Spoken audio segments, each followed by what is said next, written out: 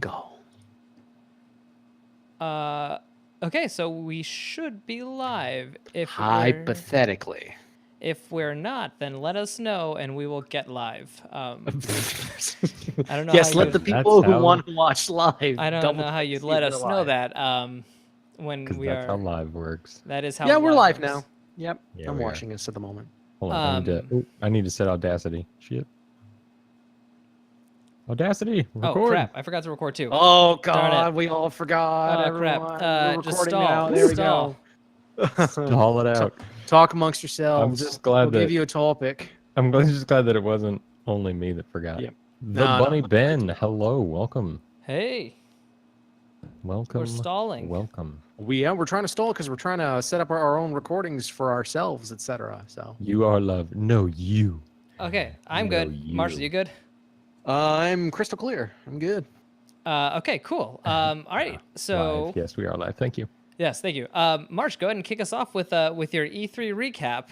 Oh God, I would just like to state for the record that I don't know about you guys. I thought this year was actually a really good year, just a kind of across the board, except for Electronic Arts. They're always weird, but I think just kind of overall it was pretty good with just what was shown and what was announced and all that stuff. So I don't know about you guys, just as just a starter, but like I thought it was pretty awesome compared to a couple of years, but yeah, just going into it, games off the top of my head that I'm actually really excited for. First one, even though it actually wasn't shown gameplay wise, but we finally got a trailer for it, is Cyberpunk 2077. Again, made by CD Projekt Red, the guys who did the Witcher series, and this is their baby that they've been working on for 5 years now. I think they announced it in 2013, and they were still at the moment working on a DLC for Witcher, and so they couldn't have a 100% manpower on it. But once that DLC ended, they were like, all right, full steam ahead. And so we haven't seen any gameplay yet, but we finally got an idea of what this world is going to look like, and it looks amazing. However, there actually was gameplay that was shown behind closed doors, but there's no actual footage of it. But from what everyone has been saying, it's actually kind of amazing. It's actually a first-person shooter type game, believe it or not, which would be the first time I think that CDPR are actually doing it in FPS. But one of the skills that you have as your character, like strength, intelligence, and all that stuff, is cool. And I was like, that's kind of neat. And as it turns out, it's tied directly to what you were wearing and how people perceive you as. So, like, which is kind of fascinating to me, and just to see like where that will go and like how people will react to you and where you are. So, I mean, who knows? Was that on any of you guys' lists, or would you like me to keep going? No, keep going. Just keep going. Keep going. Okay. Next one, Resident Evil 2 Remake. Finally freaking glad that this game finally got shown. And not only did we get 2 trailers for it, the reveal trailer during the Sony press conference, and then another one that after the Sony press conference ended, but we also then got actual live demo footage from the E3 show floor of the kind of beginning part of the police station. And it looks phenomenal in terms of what they are doing with the zombie tech and the gore tech and all that stuff. I mean, I'm assuming, I don't know if you guys have seen any of the footage, but it looks kind of great. And especially where I think it's been confirmed where if you want to actually kill a zombie, you have to shoot it in the head. And I don't mean like shoot it in the jaw or the eye or that. No, you have to hit the brain, like actually aim for the skull and hit gray matter, because they will keep getting up. And like you can shoot a zombie like 3 times in the head and he'll go down, and give it like 2-3 minutes later, he'll get back right up and start looking for you. It's kind of terrifying, actually. And I'm just super, super, super excited for what that's going to entail in terms of what they're going to do with that game. And also as a side note, I don't know if it's 100% confirmed, but I think they might be doing a old school mode where they have fixed cameras. And so I don't know how that's going to change up the gameplay, including like tank controls. I don't know how that'll change with the aiming. I think it'll go back to like old school aiming where you point in general direction and then you shoot. I mean, I don't know, especially with the new zombie tech and gore tech, who knows? Next game on my list is Death Stranding, simply because we actually got to see what it looks like running as a game.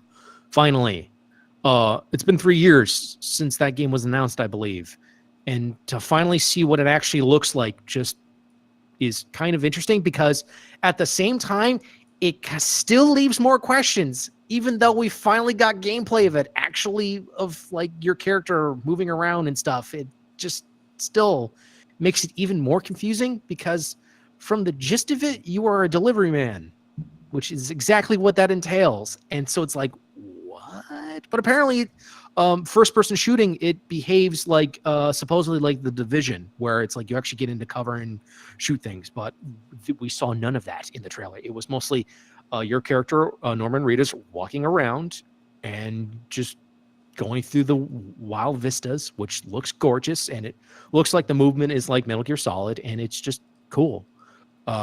Still really want to know more about what the hell I was looking at, but you know, whatever.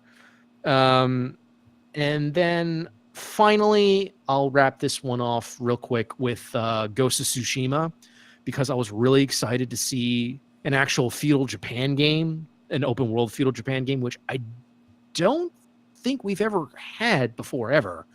But that game looks gorgeous.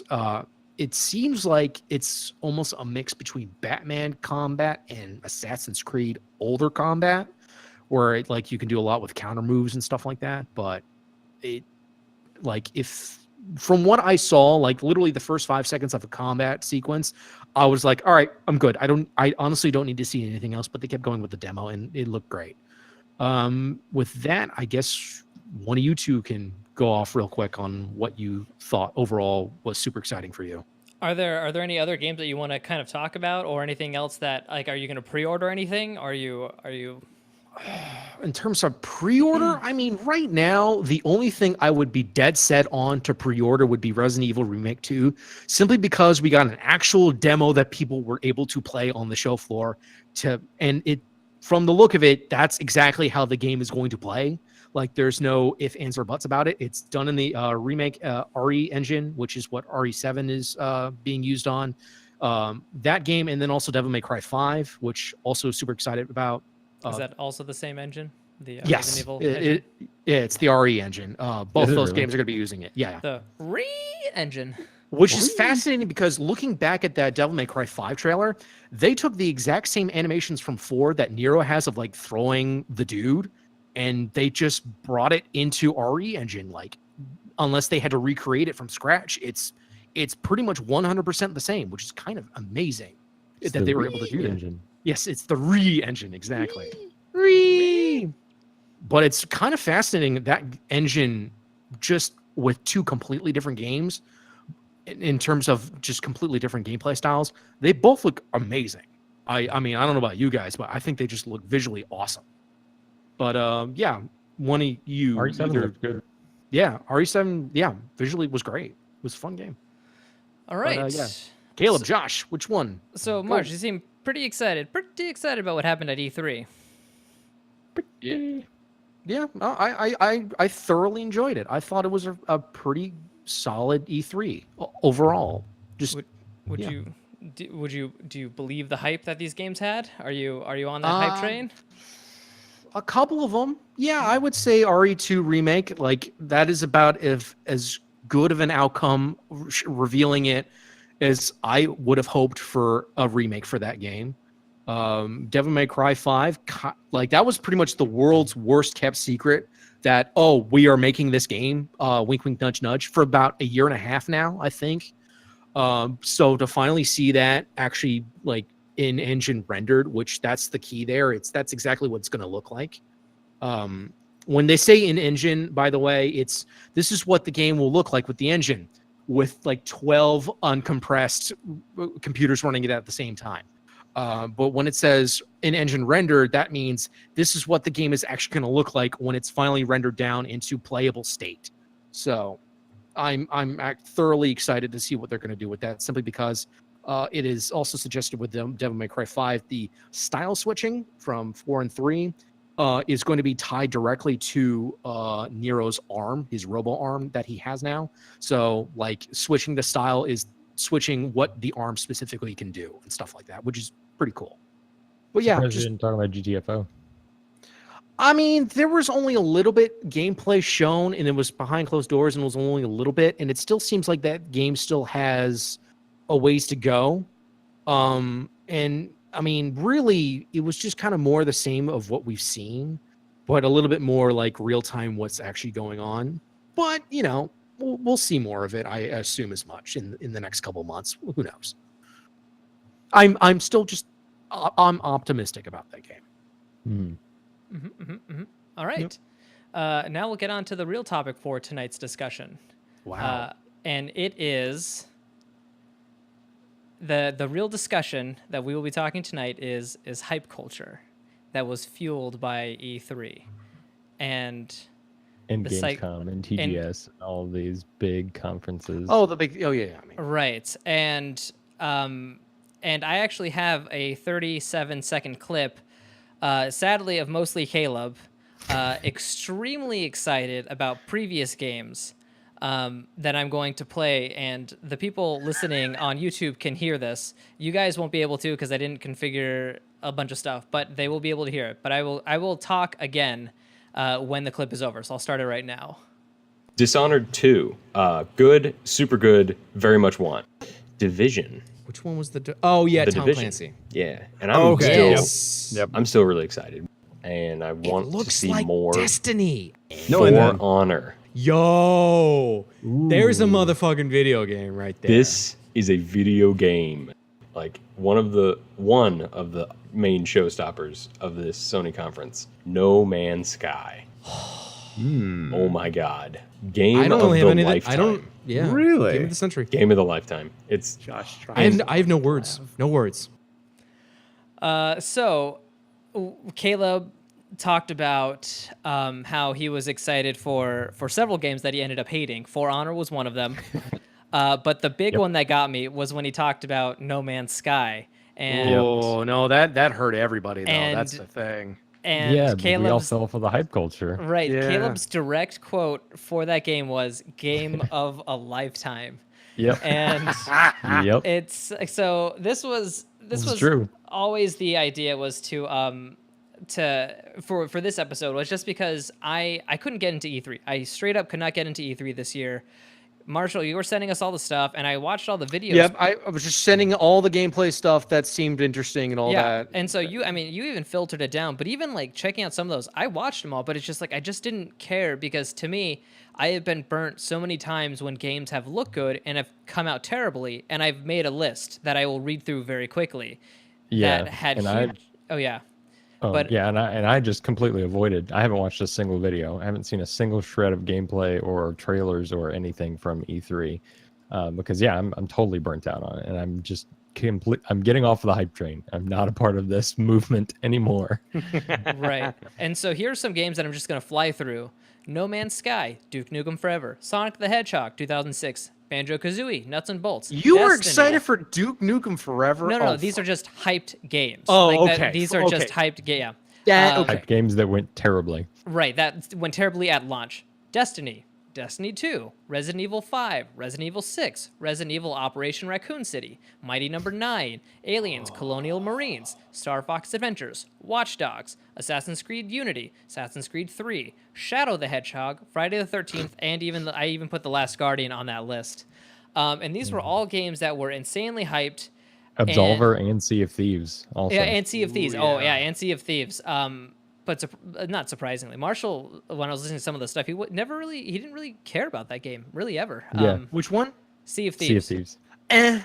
Right, that's exactly that's how you It's just, felt. it wasn't really my thing. I mean, like, to be perfectly blunt, like Skull and Bones, the Ubisoft game, seems more interesting, and I don't really have much any information of like how that game behaves. But again, they showed it off again this E3. It seems interesting. I don't know much about it, so who knows.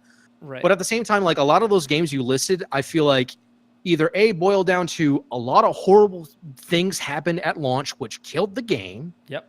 or bait and switch. Right. Which No are Man's both. Sky is a big reason for that. Oh as no, well. I absolutely agree, and that is, but it didn't Aliens stop. Colonial Marines as well, especially considering they Right. It didn't didn't they stop. almost get sued for that? No, they did get sued, and I think did get sued. and then and they lost. Yeah. No. They settled. They just settled. Oh, Sega, they did settle. I Okay. think Sega just settled it and just like paid fees and whatever. But no, I mean all of these Also games real bad. were things but- that. Like For Honor, Horizon Zero Dawn, Arkham Knight, Oh yeah. The Division, like none of those games were quote bait and switch. I mean, Yeah. Arkham Knight, yes, had launch issues, but I still didn't like it, and I Severe didn't launch have launch issues, issues. yes. Like Yeah. I just didn't like the game. Yeah. So like those are 4 recent AAA big titles that did not suffer from either of those issues. They were insanely hyped, and they weren't good, and it just was not worth getting involved in the hype train and getting No, I everything get built that. up and like wanting and needing and feeling like you have to buy this game for full price on the day that it releases and Mhm. play it, when in reality, if you just didn't even hear about it, maybe you would have played it later on for $30 or $20 or No, I get bought it that. at a garage sale for $5 and you would have maybe enjoyed it. 'Cause you I didn't- think you didn't have this hype to then be disappointed by something that was completely unachievable. I think also a lot of those games as well, the problems are not noticeable until you are really far into it in terms of like time invested. Again, like for instance with Destiny 1 when it came out, it's like you really had to play it a bit to then figure out, oh wait, there's not a lot here. I And mean, then you didn't again, have to it play that happened- much. Same thing happened. Well, it's true, but the same thing happened with Destiny 2, where after a while, it's like, wait, all the stuff that we learned that they figured out worked over the past first game, they took out. And again, you can't figure that out until after playing it enough to be like, after the first week, for everyone to be like, wait, the honeymoon period's over. There are problems. There Well, are lots of exactly. problems. Right. That's it the was- whole. That's the whole point. Is if that's the you exact if you same don't- thing happened with the Division as well, especially that game, because not a lot of footage came out of that game, and you had a pretty general idea of how it played and all that stuff, but once it was done in terms of the story, it's like, bleh. I mean, again, they've been working on that game for a long time supposedly, and it's in a way better state than how it was. But again, at that point, you're better off just waiting. right. I mean, exactly. That's the whole point. Is by Yeah. avoiding the hype train, you don't get caught into these situations where you have this extreme buyer's remorse, and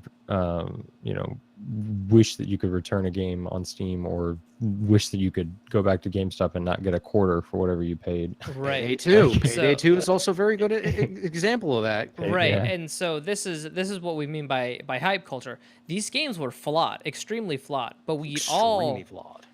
most of us either bought them and then ended up regretting the decision, but we couldn't get out of it, or luckily with Friday the 13th, we were able to return it. And so that's kind of what the discussion tonight is does hype culture help games and hurt consumers, or is it the other way around? Do gamers actually profit more through the hype machine? And so that's kind of what we're looking at tonight. And Yeah. so we needed to start off with you talking about how excited you were with E3 to try and get somebody who's actually excited for these games, because honestly, I am no longer, I like, even for Breath of the Wild. Really? Well, no. Well, I didn't buy the DLC. Like I never bought the season pass DLC, and when I it mean, came that out, makes sense though. Oh, yeah. Like if for Breath of the Wild, that would make sense. Like if you have had your fill of that game, like totally understandable. I mean, for someone like Corey, who God Oh, rest yeah. his soul, is not here with us. God rest- Who- he's died. Yeah, he is dead. Actually, we don't know where he is. Actually, that's a lie. I was texting him the other day. He's totally fine. Oh, yeah. I mean, he totally bought the DLC for that, and last I checked, he enjoyed the hell out of it. I mean, again, Oh no, so did I. But I didn't pre-order the DLC. I don't Oh no, pre-order anything. For that, like I knew for a game like that, it would have been like that. That seems kind of weird to pre-order, because it's like, what can they really do to expand on that game? It's not like they can do like a whole extra side story expansion, because I mean, this is Nintendo we're talking about. Like for them, it's very much a one and done type of deal, right? I mean, Yeah, I well, mean, who it's like knows? they'll sometimes use the same engine, so they may make not another Breath of the Wild, but they use the same engine for Ocarina of Time as they did for Majora's Mask, two totally separate games, but with the same engine. They may do something similar, you know what I mean, and make Yeah. another open world Zelda game, but like with a different story. But it wouldn't be like Breath of the Wild or. Yeah, no, that makes sense. But I mean, you weren't even excited for like Remake 2 at all, or just not even in the slightest, or so like. that's so okay. So for me, So yeah, this is where I like to get into Yes. the nitty gritty for some of that stuff, because at least some of that stuff seemed actually kind of pretty exciting. At for least me, for me watching, at least. I didn't watch the Maximilian 2 stuff. I was excited that not Red Dead, CD Projekt Red actually like released a little bit of something. I was excited about all these things and I watched them, but I when I saw the RE2 demo, I was like, that looks fantastic. It looks great, yeah. But I had to like tone it back Of because course. I've been burnt so many times with other games. So it's like, despite me seeing it and thinking it looks pretty great, that's kind of it. I was like, okay, I saw it. I know it's a thing. I'm not going to take that any further. Just because it is, I need to wait for a game to come out because I have been burnt so many times. And I wanted to know why, like, especially, I mean, movies, I think I've been experiencing this for so long that it's kind of becoming numb, but I feel like video games are like right in the peak of hype culture, I would say, especially with VidCon, not VidCon, but E3 and all the other, like the Game Trailer Award, the Game Awards. The Game Awards The now, Game yes. Awards. And so I did some research into the psychology behind hype culture and things like that, and really it's a marketing ploy above anything else. Totally.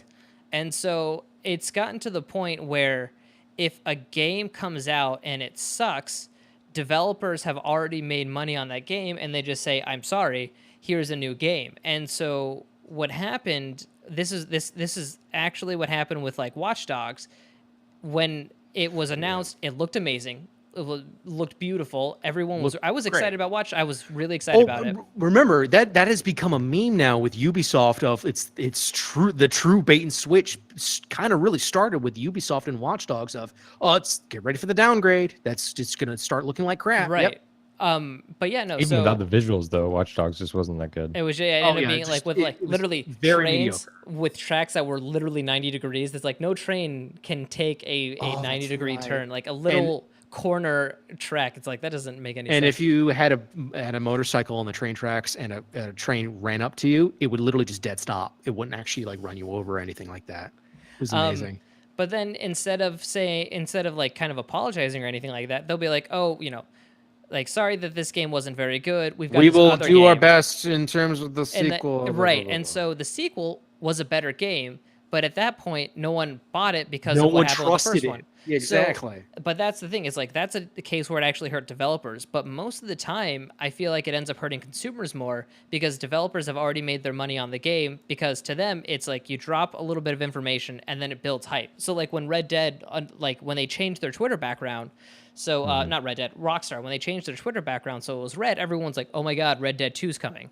And then they dropped a trailer for Red Dead 2 and people lost their mind. And it was the entire talk. Everyone was losing their mind. And so they start these marketing things years in advance because as long as it's like still being talked about, people end up pre-ordering it. And it's either you are completely on the hype train or it just fades out of your not at all. memory.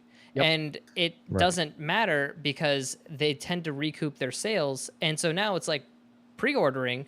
It's like, you get your foot in the door. It's like $5 to hold this game, but like, well, you've already spent $5 to hold the game. Why don't you just spend the rest on the game? So there's a psychology behind it. If the game's coming out and you hear it may not be so good, you're like, well, I've already spent $5 to pre-order it, and you just kind of keep going with it. And if you're pre-ordering on like Amazon or Steam, it's not $5. It's the whole game right away. So, and then it's also, there was a Harvard study by Matthew Killingsworth, and the suggestion is that experiences bring people more happiness than possessions do.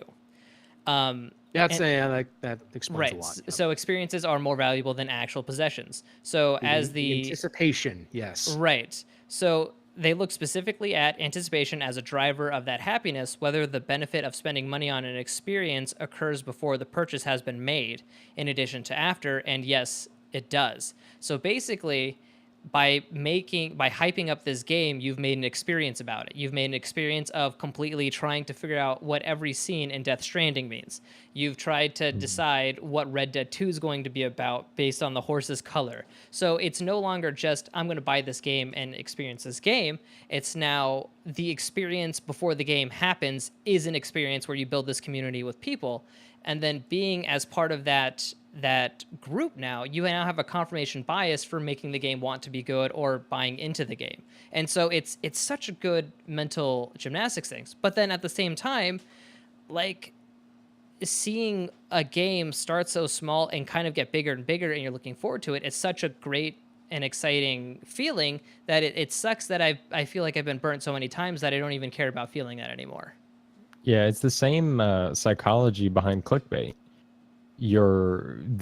That like aspect of wanting to find the answer to the question is more satisfying and more like addictive. Oh yeah, to the your anticipation brain of that than title of it did what, and then than it you is of find out and finding it's out. oh, that's right. stupid. It's the same kind of like core of behind clickbait, and so it is really interesting. And I agree. It's like that was honestly, it was that experience around it that kept me playing Destiny for 3 years, because there were people who were constantly like mining for different secrets or mining for different like best ways to do things. There's all kinds of like, and min-maxing and stuff is like an experience for me, because I go in and start to really think about a game and like plan things, and I can never do and I can do something like related to the game in my brain when I don't have time to actually sit down and play. And so it makes it an experience outside of just picking up the controller and playing the game. And so that was absolutely a part of what kept me going with Destiny, even through all of its flaws. Is I just enjoyed all of the extra experience around that, and the community of people that I had that I was playing with and talking with on various media and whatnot. So that's exactly right. And I agree though with games and like spending my money and like where I want to allocate my time, and this feeling of like, oh my God, the new game's coming out, I have to get it right now. Like, I'm just done with that. And I've enjoyed so far the experience with a couple of games that I've funded on Kickstarter. A couple of them haven't turned out great, like Mighty Number 9. That just did not. I was really enjoying the experience of following that from literally beginning to end, which is much more of what you get when you do something through a Kickstarter or like even a Steam Early Access, but it's a little further along than you do like what you were saying from E3, like following it from the beginning. When you get into the hype train at E3 or some big event, it's way further along, so it's not like following it from the beginning. So it's a little more like mid-game getting into it. But so far with Bloodstained Ritual of the Night, I've really been enjoying following the Kickstarter of that. I played the stretch goal game that came out last month, and I'm really random rec on it. Yeah, did a random recommendation on it. And I am really excited for the final product of that game. But I am trying to like still keep my expectations low, and like, okay, if it sucks, like it's okay. And just not go deep diving into like researching everything before it comes out and doing all this other stuff. Just not trying to distance myself from that hype machine. And because another game that I really fell into the hype machine for was Metal Gear Solid 5. I was on the Ruse Cruise and on the hype machine and everything. I mean, just like all on that Ruse Cruise, all over it, just like spending so much time doing all this research and looking into theories and like connecting things. And it was a fun experience, but it ultimately ended in being disappointed with a game that I shouldn't have paid $60 for on the day it released. Like, I should have just waited and bought it on a Steam sale for $5 or whatever. So so all of this to say, I do think that the hype culture at the moment is much more negative on the gamers than it is on the developers. To your point you made, it can have backlash on the developers, but more often than not, I think it's it's a negative outcome for the gamers and gaming community.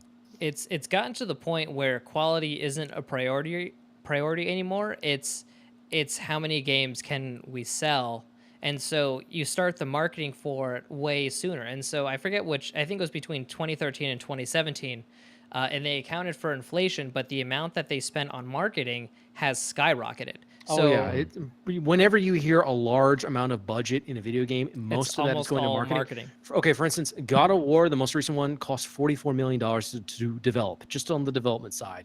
So whatever number you hear out of how much that game costs now, just subtract $44 million from it, and the rest of it is marketing. Which is absolutely true. Movies have been doing this for years. I mean, it's like, oh, it cost $100 million to make. Well, yeah, 70 million of that was like marketing all overseas and everything like that. So it's that's the thing. It's like it gets to the point where these games get so big, they need to spend so much on marketing that the quality isn't important. It's more about recouping this amount that you have.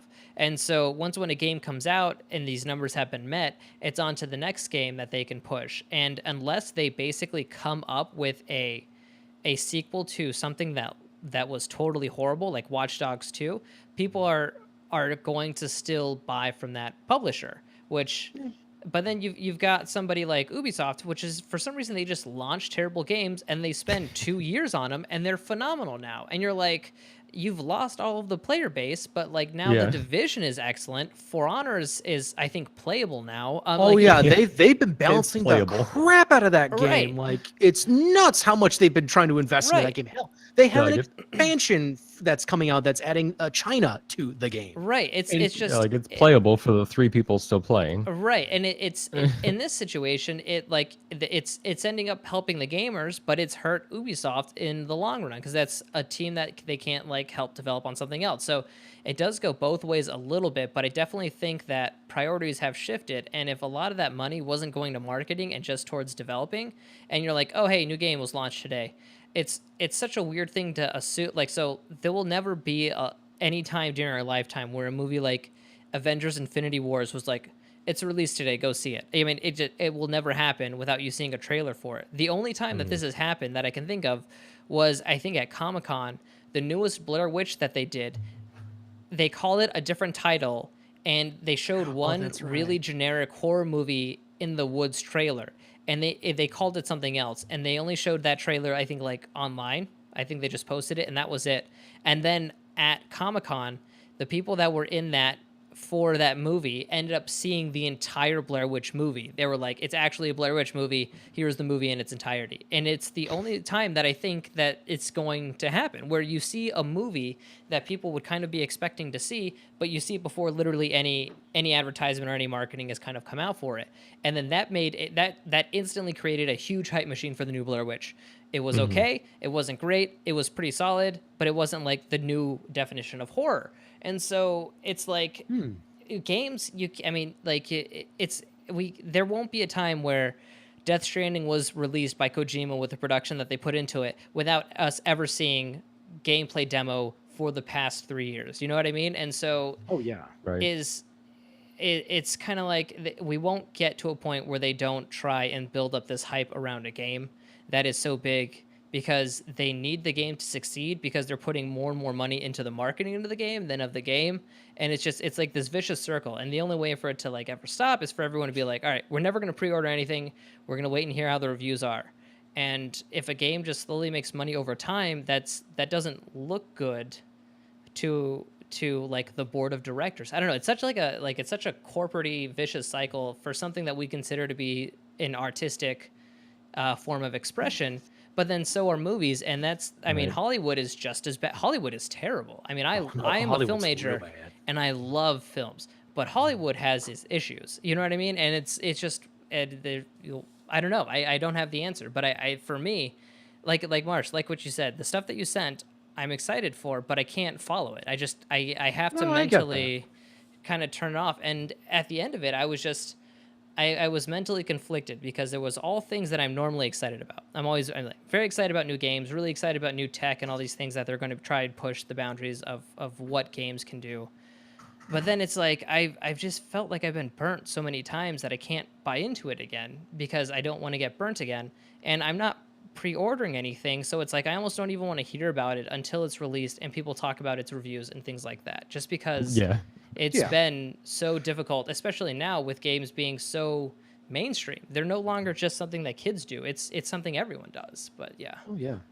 Yeah, I'm right there with you. I'm like, I don't even want to know about it because I don't want to have that feeling of, oh, I need to go get this game because it's the new hotness, and I'm like a terrible person because I haven't played it yet. Like I don't even want to know about it hardly because I just want to know when it's done and when I can maybe get it a little cheaper and if it ended up being good or not. Yeah, that makes sense. But a part of that doesn't help with the hype culture too is that we don't have a lot of sources for game reviews when the final product does come out that we can really trust. And so the gaming community feels like, oh well, whenever we get information from the developer, see footage of the game or do anything, and then we just do all this analysis, we do all this deep dive into it so we can figure out if it's going to be good or not before it comes out. And then you can get it on time but I don't have like a source of reviews that I really trust when a game comes out to look at. Like I don't trust any of the big name titles for a game, so that doesn't help with this. Going to Reddit also sometimes doesn't help too. I mean, for instance, going back there's so to many like paid one of the accounts. earlier Battlefield games, remember the mods were literally paid by EA, as it turned out, which was not disclosed and all that stuff. And I mean, and again, for instance, right now with Battlefield 5, it's kind of a clusterfuck right now over at the Reddit there because of the apparently they've clamped down on the no, you cannot talk about this game because of the women in it. You are all sexist, and I'm just like, dude, calm down. There seem to be severe problems with that game, i.e., the demo that was shown off is A, I can't see anything because of all the weather tech going on right now. B, I can't tell who's actually on my team. And that's with not even any of the cosmetic stuff that they've been touting out. What is going to happen with that game with all the cosmetic shenanigans in that game? How are you even going to be able to tell who is on your team? There's so many problems with that game already off the bat. So But now it's now come down to no, you can't. We have to shut down all discussion because you're all sexist. But so that's But another, the thing is, go ahead. EA has literally done this so many times when it comes to criticism with their games. Like again, with Mass Effect 3, it was how bad that game turned out to be, and they literally hid behind the LGBT community and be like, no, the people who are saying bad things, it's because they actually are homophobic, and they do this all the time. If it were more of an iterative process, I would be more into it. Like if, things were released, materials were released, gameplay footage was released for Battlefield 5, and then people, were talking about it and got together, and it really significantly changed the game from that point forward. Like the game wasn't so far along that it was set in stone at this point, but it won't. And that's part of the problem. Is it's like people just get all up in arms one way or the other, and it's like, A, you can't do anything about it, and B, like, what does it matter? So that all kind of goes into hype culture anyways, because if someone's talking about the game's still in people's minds. And for Right. Battlefield, in Battlefield's defense, I would say this is basically pre-alpha footage. I mean, it's just No, it is not. The fact that you have actual gameplay multiplayer on a map, that is not pre-alpha. Pre-alpha is you have you have code ready with 2D assets moving around. Pre-alpha is a pretty broad term. Yeah, Yeah, I was gonna say the terms alpha and beta are completely overblown these days. What has been shown off, Well, the fact that they're showing off trailers for story segments for that game is close to basically beta already. The stuff is good to go. They just need to test everything. You've got a game like Minecraft that was literally an alpha for years. Yeah, and that's what an alpha looks like. That looks jank, but they decided to keep that jank looking style because it was cute. But no, it's just I can't say that. I mean, even with that one Scottish dude who was reviewing, a lot of the animations weren't even there. You know what I mean? It's and the version that he was playing was a build that was older than what they were currently showing at E3. So it's to me, it's even the same thing with Watch Dogs. Even The Witcher 3 had this. Whatever you see at E3, it almost never, Aliens Colonial Marine, they're going to change things before the game is launched. So issues with particle effects or not being able to see your character, it's like, to me, that doesn't mean anything until the game comes out, because course. it's like they have time to change it. They're not selling it tomorrow. So I just can't, And I can't get upset about it. and it's a snapshot in the past. Like Oh, yeah. what they're showing at E3. It is the vertical slice, quote It unquote. isn't even where the game is right now. Yeah. So they may knows? have already changed things. Like it all is just so odd. And yeah, just taking a step back and I mean, I was listening to those old podcasts and just like how excited I was for other games that were coming out, and I either ended up just not getting them because they weren't that good, or they were total shit, or I got them and I hated them, and it's just like it's not worth it. It's not worth the time and energy and money investment to just continue to perpetuate this, talking about something and making it relevant in society, and then buying it just because it's what people are doing, and or because you can make sweet clickbait YouTube videos on it, like right when it comes out. Like I'm just But pretty burnt out on all that. Yeah, in terms of like being able to trust someone, and like in terms of reviews and things like that, there are a couple YouTubers that I follow, not like super follow, but that I understand their voice and where they're coming from in their reviews. Skill Up is good. I like Skill Up. His stuff is really thought out. But I mean, even Dunkey, it's like he is consistent with the type of games that he likes. So if he doesn't like a game that's in a genre that he doesn't like, you're like, okay, well, he just doesn't like the genre. He's never liked the genre. So it's like you understand specifically where they're from. Whereas like GameSpot, it's just you don't know who's going to review the game. You can see who reviews it at the end and then click on their thing and then get an idea of what they like. But there's so much more involved in that, and it's just, I don't know. It's one of those things, like it gets kind of iffy and tricky, and it's kind of like what you said. It's like, how do you know if a game's good or not based on the easiest to find reviews? And like most of the time we just wait for Marshall to buy it, and then It's true. let me see what Well, he says again, about like it. for instance, I'm probably going to be getting Red Dead Redemption 2, simply because I know you two aren't, because I know both of you did not like the original Red Dead Redemption. Never played it. Personally, you didn't actually ever play it ever? No. I've heard great things about it, and I don't think I would dislike it. I just never played it. I wonder if if you can get it on PlayStation, or I think it got ported over to. It got ported to the PS3, and the port was garbage, so I never. And I just never got it for the 360. Dude, it came out on the PS3. It was on the PS3 360. Yeah, it was just the best copy of it was at the time played on Xbox. Oh yeah, that's why. PS3 again had all its problems. I'm actually kind of curious now if you could actually technically get it for current gen consoles now. I don't remember if they actually did do that, but I don't think so. I don't think they ever did. I want to see it's because they actually lost the original code for it. Like it's not there anymore, or some nonsense. Like something horrible happened, and it's like we don't have the game anymore. Sorry. Probably because it sucked. See, exactly. You think it's awful, and I think it's not at all. And so, like, I'm actually really excited for the game, and it's just like. I've literally seen a trailer. Like what Josh is saying. It's just like it's not my genre of game. I know exactly, and I'm just like I'm excited for the game. Like would I say I'm hyped? I guess, but the thing is, it's like I don't even need to see gameplay or anything. I know I'm going to get that game because of how much I like the first one. I played the shit out of the first one, and that was something else that I kind of wanted to mention, but at the same time, it's like because there has been so it's kind of like, oh, you should listen to me. I'm an expert in this field. It's to me that's what the game is doing. It's you had an amazing first game, and Rockstar has made good games in the past, so you're like, I can trust this developer. They are pretty consistent, Mm-hmm. yes. Right? But the thing is, even Spielberg has made terrible movies. So you know what I mean? Oh yes. So it's like for me it's getting to that point where I guess I'm just getting older and more pessimistic because my birthday is tomorrow. Honestly, that's kind of does sound about right with both of you, to be perfectly blunt. I have a little bit of optimism, but again, I have seen plenty of those examples where it's kind of killed me inside a little bit. AKA for sure. Operation Raccoon City, which that was on y'all's recommendation. I would like to. I never played it. That was never on me. It was on Caleb and Corey's recommendation. That was me. That was on me for sure. But for me, I mean, I am older. That still hurts a little bit. I just don't have like the time and energy for this constant up and down motion of like, oh, I'm super excited. Oh, I hate this game. Oh, I'm super I just can't do the volatility. It's very rare for me to hate a game.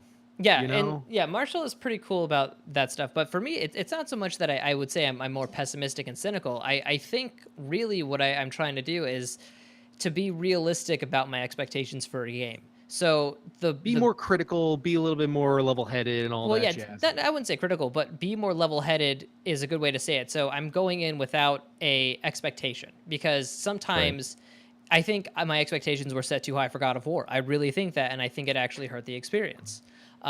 Whereas some other games, I didn't really have that much of an expectation for.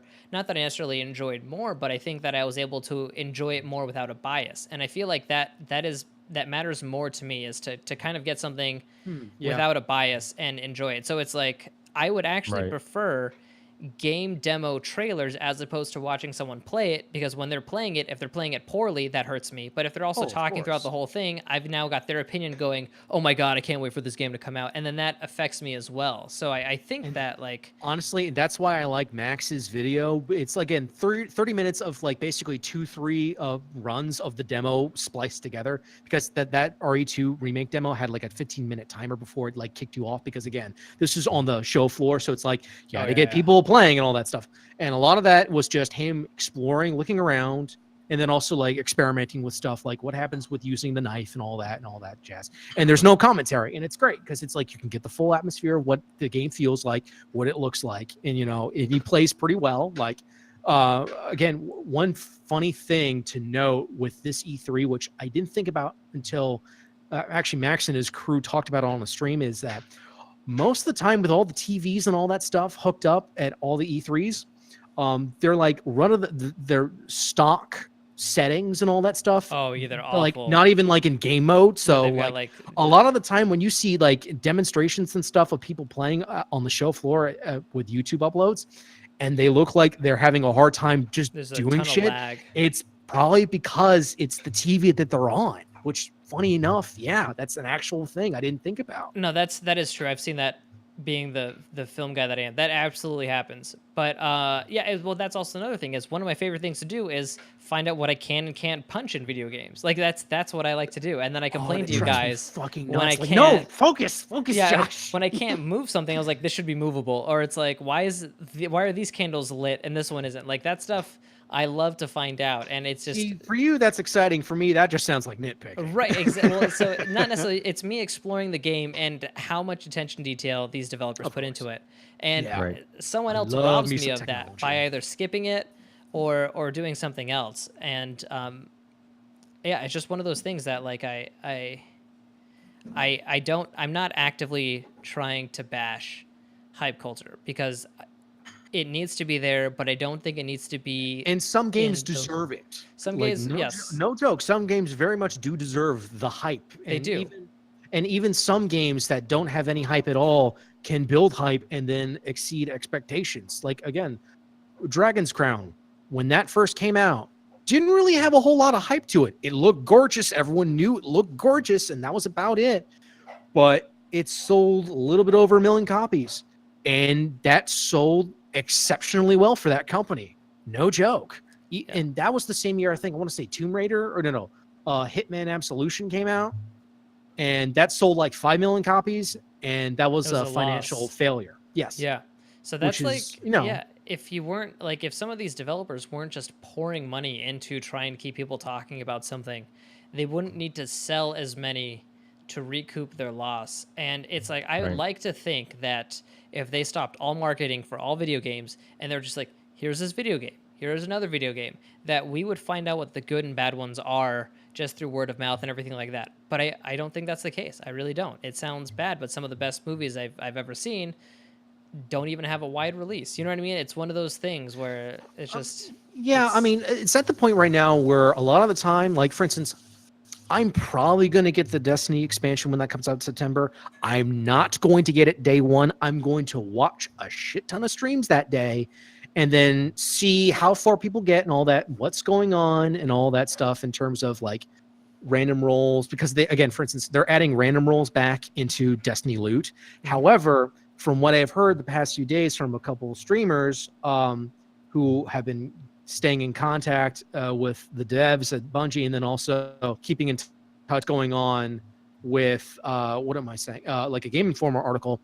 only random rolls are going to be for all the DLC content in Forsaken and not necessarily the stuff previously. So then again, in my head, I'm thinking, okay, then that's a problem where you end up having a bunch of stuff that you've been getting countless times that you don't really care anymore. And now it's diluting the loot pool of trying to get the new stuff that you actually want to get. Do you see the problem? So it's like stuff like that. I'm wary about, because again, I've been burned quite a number of times with Destiny over the past couple of years. And that's the thing, is they're still able to get people to get it. And so for me, I didn't get the expansion, so I don't have Curse of the Osiris, and that was whatever. a rough expansion. That was a very rough expansion, and Warmind is a step up. Warmind, They yes. still had problems, very much, including like story stuff. Like the story missions are bad because 2 of them, like literally the last 2 of them, are just reused strikes. Right. Which is but like that's boring. Like, my that's thing rough. is, I haven't actually confirmed this, but I heard somewhere that you have to have those 2 expansions in order to get Yes. which that's it. I straight up won't get it. And, no and matter again, what. the thing It's is, not it's worth weird $70. because people are freaking out about that. I'm like, but we've already had this conversation with Destiny: The Taken King. when the Taken King, came that's a good out, point. it was required that you had to have both those expansions, the previous ones. That's However, absolutely right. that whole bundle They released was it all $60. together. Right, the whole then that was why it You was had to buy the okay whole for new me. game again. Yeah, Yeah, I know. You did have to buy, But which, it's just kind of weird to me that we're just having this conversation, and it's like, but of course they're gonna make you do that. Like, of course, because they're probably gonna have stuff that involves some of the older content, including like stuff involving Mars and stuff involving Mercury. Right. Like, it's possible. Like, but for me, it's like it was for a lot of people, $60. that's a deal breaker. It's like, I don't want to do that Yeah. again. No, it was $60. But the thing is, it was all included in the Taken King. Whereas this, it's like, oh, you can buy the expansion, but you're also gonna have to get the other. It's not coming as like a packaged thing. Like, Yeah, you- apparently the it's Taken like King was after the first 2 DLCs. You It didn't play was. the game since vanilla, so if you didn't play it it all, was exactly like, the it was a same. steal. Yeah. Yeah. Yeah, it was exactly the same as what they're doing now, because the base game came out, 2 expansions that you could buy as a season pass or individually, and then after that, and on the year anniversary of the game, then the Taken King came out. And this so isn't it's even like- talking about the season pass that they're adding into this DLC, which is Oh, another right. $30. Yeah, they're adding Which something again, else in. no one knows what the hell that even entails, besides like 3 names of things that are going to happen in And- the winter, the spring, and the summer of the following year. And all this So it's like, uncertainty who knows? is why I can't. I can't. And that's Right. smart. If you don't really know, that makes sense. But again, like for instance with No Man's Sky, all the times we had seen it looked like, oh, this is what the game actually is. Well, Because it was. again, That's just all it was. yeah, but the thing is, it's like, what I also mean is that like the space battles. Remember, they showed off like They did heavy show space battles and battles, stuff yeah. like that. That's Not true. in the game. Like again, that's what I And mean. the Like a base bait, like a building and- like a really bad bait and switch. That's the worst kind. Because again, Aliens, Colonial Marines, it's not A, does not look like that. B, does not play like that. It's completely false advertising to what they showed off. And again, they can kind of get away with it because again, it's work in progress. Things may change upon release, which is awful. The fact that you have to fall back on that is bad.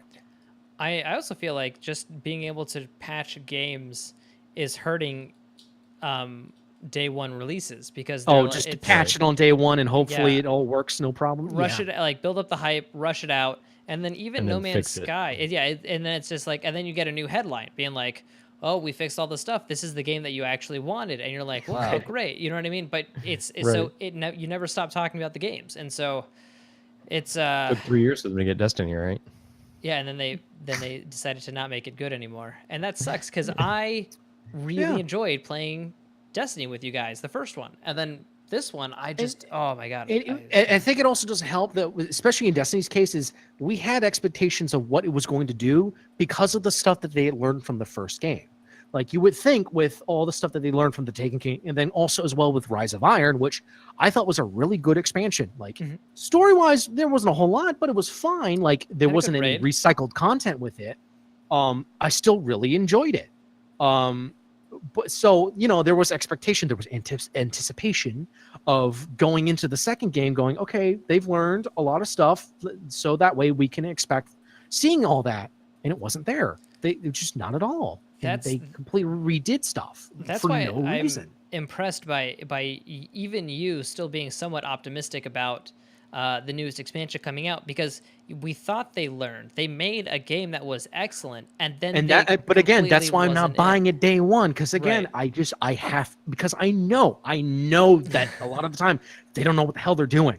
So it's like, okay, let's see. Let's just see. And again, Gamut looks like a lot of fun for that mode, or for that PvE VP mode, which again, I wish more games did that. I've been hoping for more games to do that. That's why I was kind of excited for Operation Raccoon City when you were like, get it, because the multiplayer seemed really cool because it was teams in a large environment with a bunch of just zombies around that you had to deal with. But unfortunately, with that game, the netcode was awful. So the multiplayer was essentially unplayable. So many things. That was just the multiplayer. That's not even the single player. But again, it's impossible to know until the game comes out. Yep. And so, with the little information that you have and you're excited for, and then it comes out and you're like, oh, wait, this isn't actually working at all, period. Or this is not what my expectations are, period. And again, with expectations, maybe that's why I enjoyed God of War, I think, more than you guys did, because I really had no idea what to expect for that game, like at all. Like, I'd seen the trailers and I had saw the snippet of gameplay for that, which again was early on in the game. And I'm like, okay, so this is what the UI looks like. This is what the core gameplay looks like. All right, I'm on board. I'm fine with it. I didn't enjoy God of War because it had some huge glaring flaws in the gameplay, but yeah, I didn't have any expectations for it going in because I had avoided all stuff. But again, I had high with expectations. the glaring flaws, they didn't crop up until later when you had more ample time to really dive into what the mechanics were, and then those started popping up, and you're like, ooh, that's not good. Which again, that happened with Destiny 2. And like, wait, this you've done what now with And I thought tokens? Destiny 2 was pretty quick to.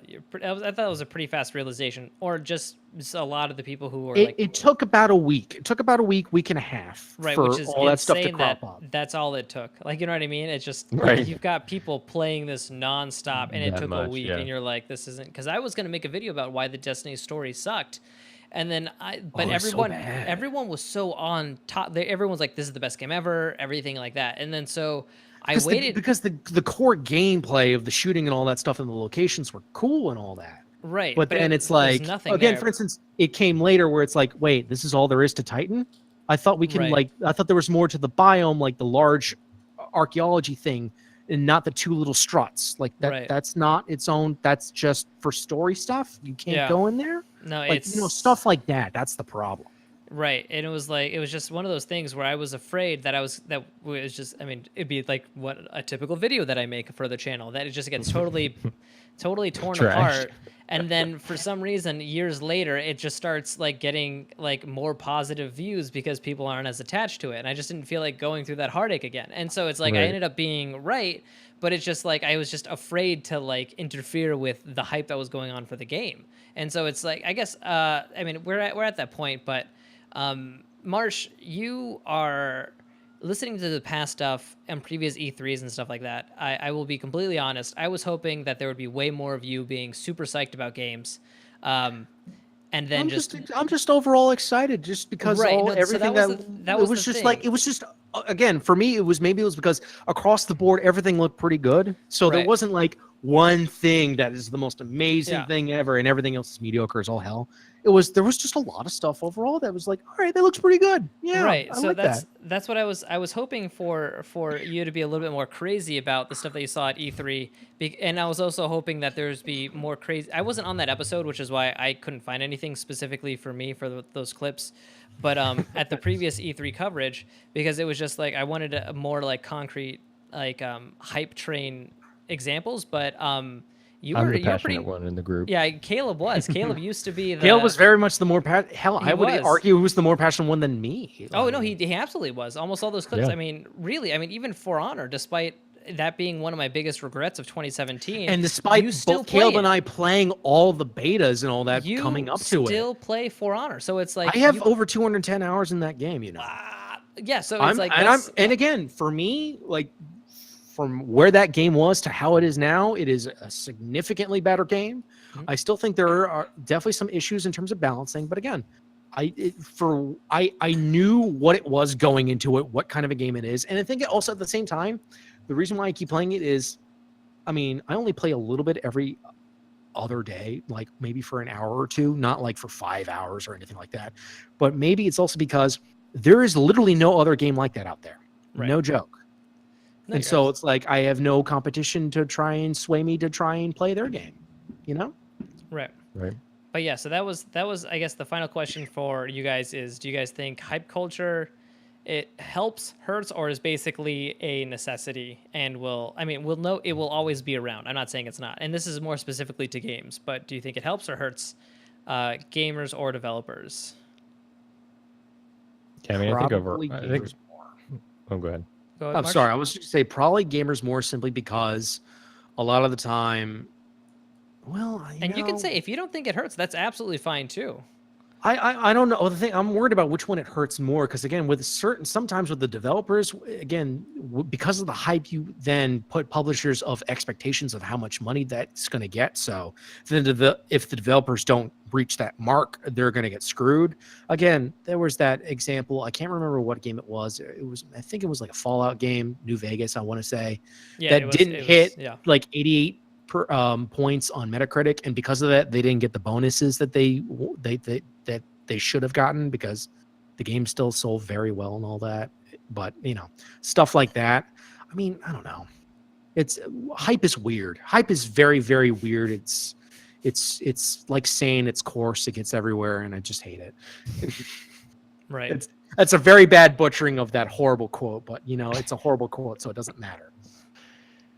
Yeah, I agree. I mean, it is a very strange thing because it does help games sell, and it can help the smaller games that really are good and wouldn't be wouldn't sell well if there wasn't some hype generated from somewhere. I mean, you can't avoid it because anytime someone is excited or passionate about something, they usually tell someone else about it, and that just gets people talking about it, and hype builds from that. I think the way that things go about right now is not great, and I think it's just personally hurts me more. It hurts my soul. Like that, maybe not even I can't necessarily say it hurts gamers, more than developers. I don't know. It hurts me a lot because I do get invested in things and I get excited and and a lot of times it doesn't live up to either what I want or what I think it is or whatever. So it's gotten to the point where gaming is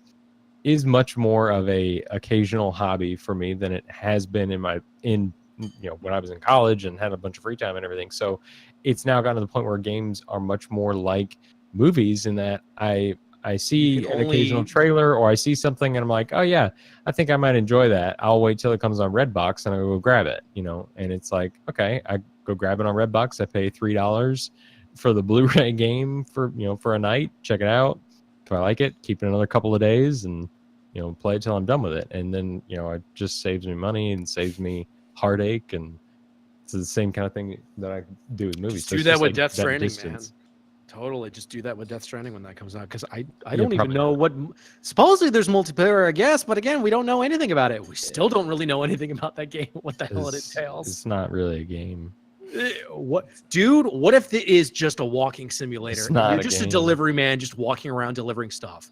It's not a game, and I don't know when it comes out if it's decent. But it is a game. We've seen actual player models walking around and stuff. It actually is a thing. But again, who knows? There are player models in in a lot of games Life is Strange. Well, not even less so than Life is Strange. The one where you're on an island. When were you on an island? That could mean a number of things. Are you talking about Fortnite, or are you talking about PlayerUnknown's Battlegrounds? No. Give me 1 second. Gotta go. Oh, Steam. Why? Steam. It is. Nope, not that one.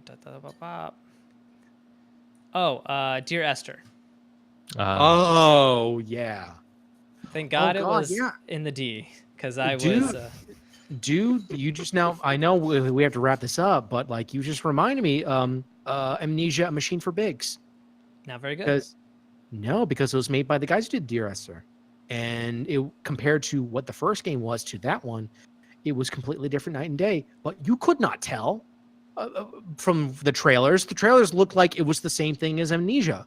But when you finally got into it, you're like, this isn't what I was expecting at all. I will defend Dear Esther. I think that it was a very good atmospheric game, but the second Amnesia game was not good. No, I still have yet to actually touch it. Like, that's how bad it is to me. But do you own it? Yeah, no, I own it. No And joke. And I own it, and this was before refunds. And I know. Yeah. And that's the hype culture. $20 down the drain, man. I mean, hey, look. And I don't. Unfortunately, it just happens. It does. It absolutely does.